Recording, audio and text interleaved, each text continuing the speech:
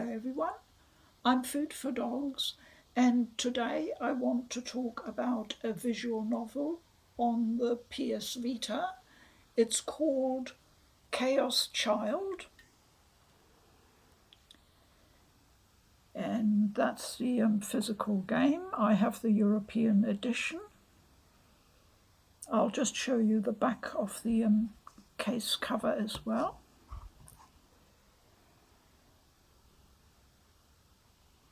Now, I finished this game, this visual novel, quite some time ago, about half a year ago, and I've been thinking on and off about how to approach talking about it because it's not easy talking about visual novels. They are all about the story and the plot, and talking about them without giving away too much is actually quite difficult. I finally came up with a solution, and usually I find the simplest approach is the best. I will focus on a few features that I found interesting and that were really important in my overall evaluation. And in particular, that is the structure of this visual novel that I had a few issues with, and I think it's worth talking about. So I will be concentrating on that. You don't have to worry about many spoilers or anything like that at all. If there is anything, I will point it out. But before we dive in, I want to talk briefly about how Chaos Child fits into the wider series of games. It's not a standalone novel. It fits into what's called the Science Adventure series. Now, that is a series of science fiction visual novels developed by 5PB, Nitroplus, and Chiyomaru Studio in Japan. The most well-known of these would be Steins Gate, and you will have heard me talking about it. I think it's a masterpiece, so I tend to wax lyrical about it. I like talking about it at the drop of a hat. Poodle Pa and I have just finished watching the anime for Steins Gate, which is very good too. So obviously I hold it in high regard, and therefore anything within the series that Steins Gate belongs to, the Science Adventure series, is obviously of high interest to me. So let's have a look how Chaos Child fits into the time frame of the whole development of the series. The series started off with a story called Chaos Head. They all have the semicolon in the name, so it's Chaos semicolon Head, and that was back in 2008. That was never brought over to the West, unfortunately. After that, 5PB developed Steins Gate, and that, of course, when it was localized, became a big success in the West. After that came a game called Robotics Notes, which we haven't got in the West, but I have heard it is being localized and we should be getting it quite soon, I think. I'm naturally very excited about that. After that followed Chaos Child in 2015.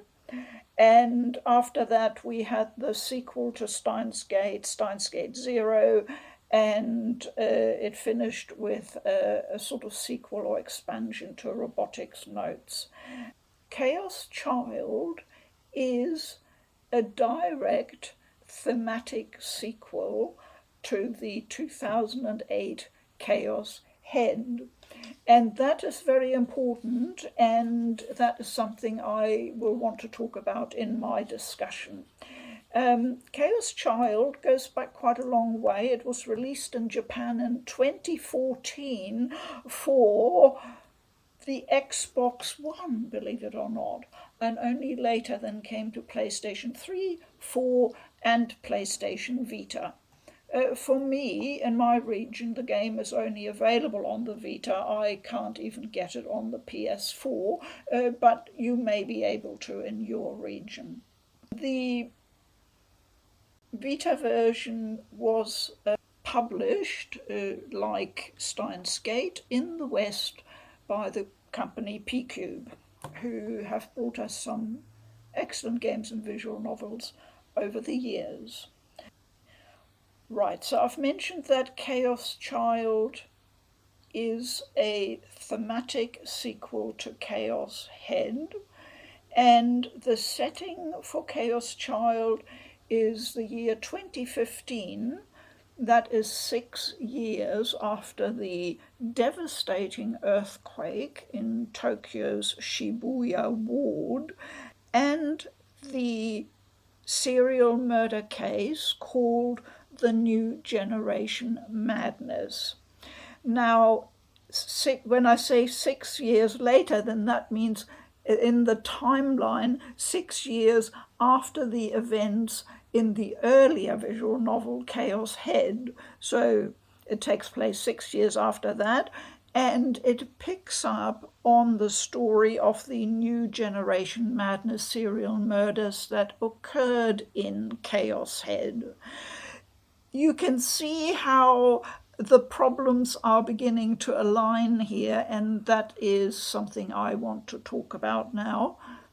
I have prepared some video footage for you, and what I've done to keep things simple is I simply started recording from the very beginning and set it to autoplay, so it's just running through, and I will be able to talk about the issues while that is running in the background. You don't have to worry about spoilers, even though the story starts with the build-up to a rather gruesome death.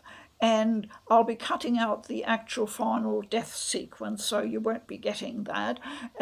But even so, the whole thing is completely bizarre, and trust me, there's no spoilers. You won't have a clue about what's going on. Enough prologue talk. We'll dive now into a discussion about Chaos Child.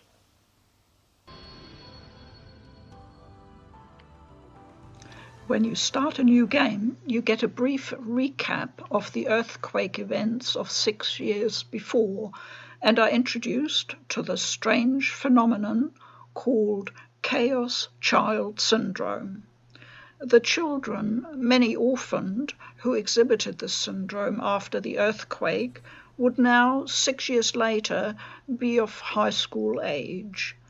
You'll be following the events unfolding for a group of such high schoolers.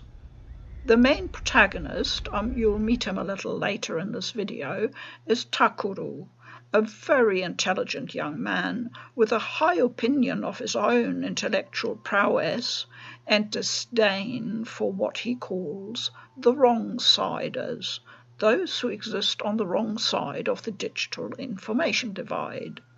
He lives on his own in a camper trailer, and despite his public persona, shows all the typical signs of an adolescent boy afflicted with social insecurity and hormonal rushes.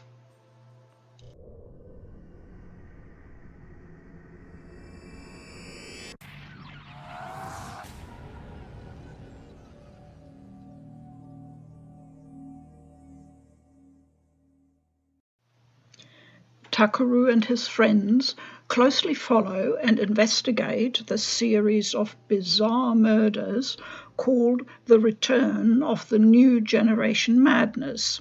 This refers to what looks like almost a copycat rerun of the murders from 6 years before, dubbed the New Generation Madness. The footage you're watching right now is the slow build-up to one such death, which I'm obviously not going to show. Rather, I want to talk about my initial experience with this novel. I bought and started it back in 2017.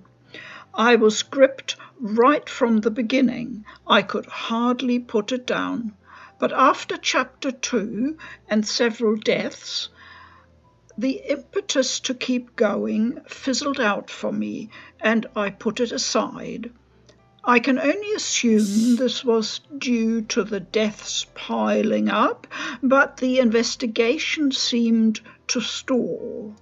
There was heavy emphasis and much time spent on the school club activities and preparation for a summer festival. Not all of this is really relevant to the core story and themes, and I thought there was a fair amount of padding.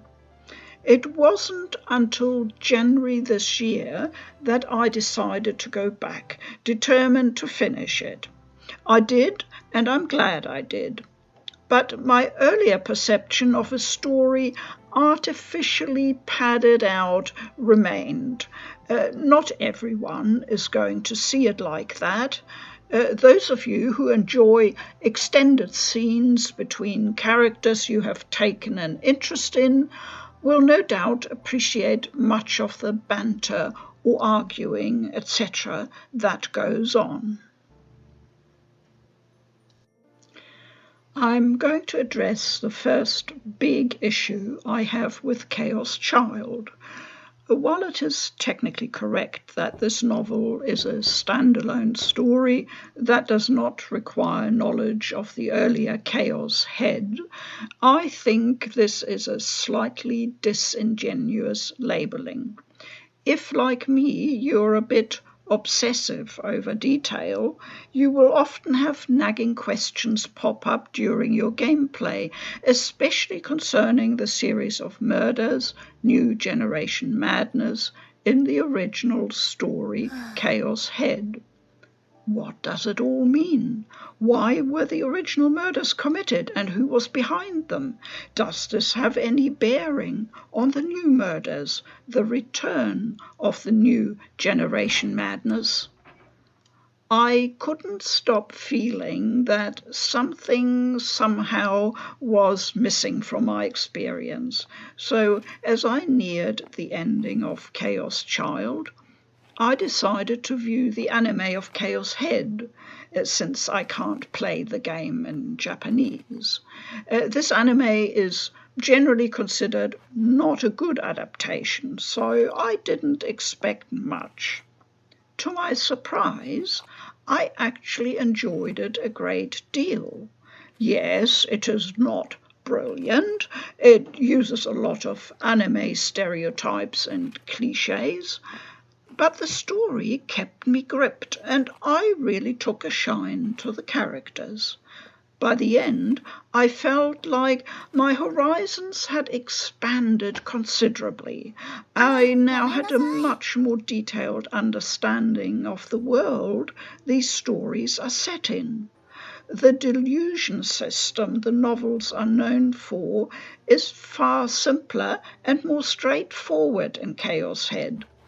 I felt this would have been a great introduction to it, making my experience with it in Chaos Child that much smoother. So you get my drift. I think we would have been so much better served if Chaos Head had been localized as well and released together with Chaos Child.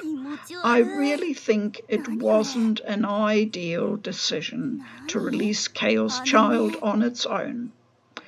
But once again, I'm sure there are players who won't be bothered by this the way I was. I am simply explaining my personal experience. These sumo stickers play a crucial role in the novel.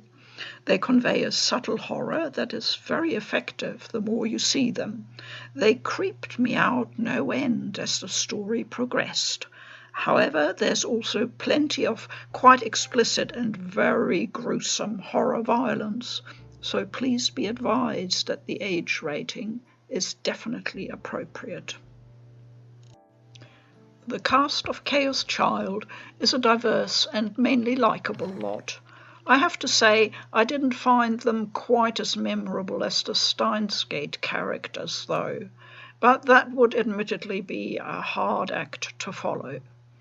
Takuru is an interesting protagonist. He hides his social insecurities behind the superior, often arrogant demeanour of the right-sider. His split personality profile is reflected in how he experiences delusional sequences. These can be so-called positive, negative, or neutral delusions, and are moments when the player can actively intervene in the flow of what happens. You will see one such delusion trigger a bit later, and I'll be sure to point it out. So, why delusions? They serve several narrative purposes. The obvious one is that they allow story arcs to be divided, depending on which delusion option you choose. There's also one very different angle that takes us into the very heart of the theme of Chaos Child. It's to do with Schrödinger's cat. You can see Takuru pontificating about it right here at the very beginning of chapter 1. What on earth is this weird cat angle? It's a famous science thought experiment from the 1930s involving quantum physics. I put a link to an article below for those interested in the background. Schrödinger's cat stimulated discussion about questions such as, can multiple universes exist?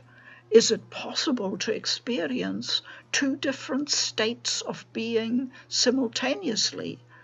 And ultimately, all these lead us to the core philosophical question, is the world as we see it the real world?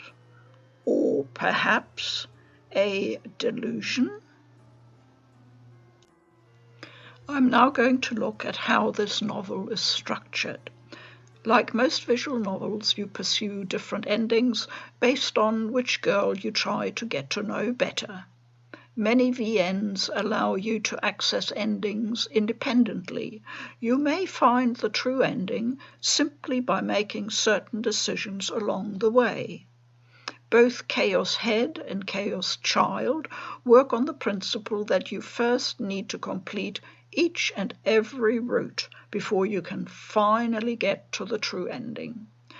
While this may not be a turn-off for die-hard visual novel fans, it could easily be a game breaker for other players, for it demands a time commitment of around 60 hours to reach completion with Chaos Child.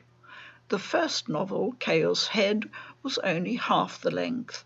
Only 3 routes were required before the true ending becomes available. I feel that is much more manageable than the 6 required routes for Chaos Child. Additionally, there are of course plenty of bad endings you may get sidetracked into. So how do these routes work in practice? You start out your first playthrough with the common route. This needs to be completed before you can then pursue the other individual routes. Which choices during the delusion trigger are the right ones to get to the end of the common route? The answer is, it doesn't matter. You'll get to the end whatever you choose. This is something the game is not upfront about. Sure, it wants you to explore the delusion system via trial and error, but I think there is no harm in sparing players some needless anxiety over choices. But after this route, you need to consider the options carefully. A positive or negative delusion? Or leave be and carry on without experiencing one? The outcomes will influence which direction the story arc takes. In Chaos Head, I felt that both positive and negative delusions were well constructed and made sense from a character perspective. In Chaos Child, Most of the positive delusions are still meaningful and fitting, but I had a problem with many of the negative ones. I could not reconcile them with Takeru's character as I saw him. Suddenly he is desperate to look up skirts, even spikes a girl's drink to enable a groping opportunity. I don't know, this would be the right sort of scene for an unsavoury or weak character. But Takeru is nothing like that. Takeru is, underneath his superiority complex and fear of social interactions, deep down a decent young guy. To disguise the nature of these negative delusions, they're often dressed up as outrageous pranks, which doesn't improve them one bit. I appreciate that the delusion system is a new and interesting way to structure narrative choices. It can be fun to experiment with different options. But soon you'll realize how difficult it is to pick accurately which choice will propel the story onward to the actual route ending, rather than a bad cul-de-sac. Unless you have the patience of a saint, you may well decide to consult a guide for untangling what become increasingly arcane and convoluted threads. One story arc in particular has very tortuous plot twists. Using the way you can be trapped inside a delusion, we get scenarios like this one. Characters trap themselves inside a delusion while also being trapped in another's delusion. This then tricks one character into thinking that another escaped his own delusion in order to confuse her and provoke a showdown. Yeah, I hope you got all that. Tastes are often very divided on such plot twisters. For me, this is a bridge too far into obtuseness, but others thrive on the mental gymnastics required to get through this maze. Here is the big question. Is it worth persisting with all routes to reach the true ending? I think so, yes, but probably only if you have bonded with the characters and experience real story immersion. Then the true end provides the only really satisfying conclusion. Since this true ending stands on its own, so to speak, it's not tied to any one specific route but to all and is presented as an epilogue, it means there is of necessity a deus ex machina plot device, a bit like a magician pulling a rabbit out of a hat, which you could not really have figured out for yourself. Okay, I hadn't figured it out, so it came as a surprise. You might feel a little cheated, but not severely, since it is a brilliant conclusion. Well, I say conclusion, but the very ending leaves things a little bit open, as if a sequel was a possibility.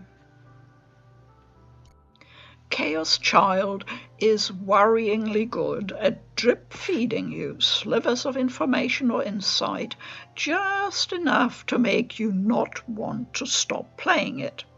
But it also risks alienating some players through taxing their patience with its route requirements, often obscure trigger choices, padded-out character interactions, and occasional poor taste in negative delusion scenes. I hope my comments have proved useful if you're trying to decide whether to tackle this visual novel. It does ask some sacrifices on the part of the player, but also offers plenty of rewards. I haven't mentioned yet how good the graphics are. The art style is superb. Not quite as striking as Steins Gate, but a whole tier above many other visual novels. The sound design is also top-notch. I can't comment much about the music, it sort of washed over me. but the environmental sounds are incredible. For a horror suspense story, they truly bring the ambience to life. The same applies to the voice acting. All the main characters are presented with verve and nuance. In closing, I want to mention that there is another active player component in Chaos Child. If you enjoy detective puzzles, then the school club notice board, where Takeru and his friends pin up all the clues, will appeal. You have to work out some event sequences that are reasonably demanding and fun to do. And you don't get penalized for getting a step wrong. それはいいから。どう？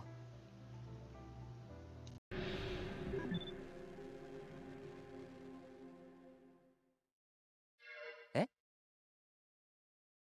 丁寧語だから。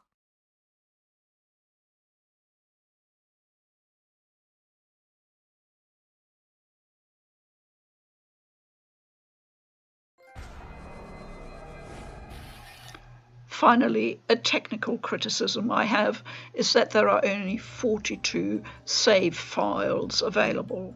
That may sound like a lot, but I'm used to way more for a lengthy visual novel. I ran out of saves and had to overwrite older ones. Not ideal when you may need to do some backtracking. Ah, those sumo stickers. By the way, they make a brief guest appearance in another science adventure novel, Steins Gate Zero.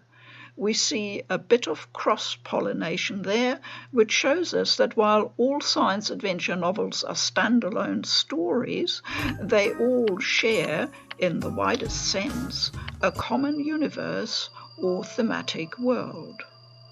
Thank you very much for taking the time to watch and listen. Please keep well. I'm Food for Dogs. Bye-bye.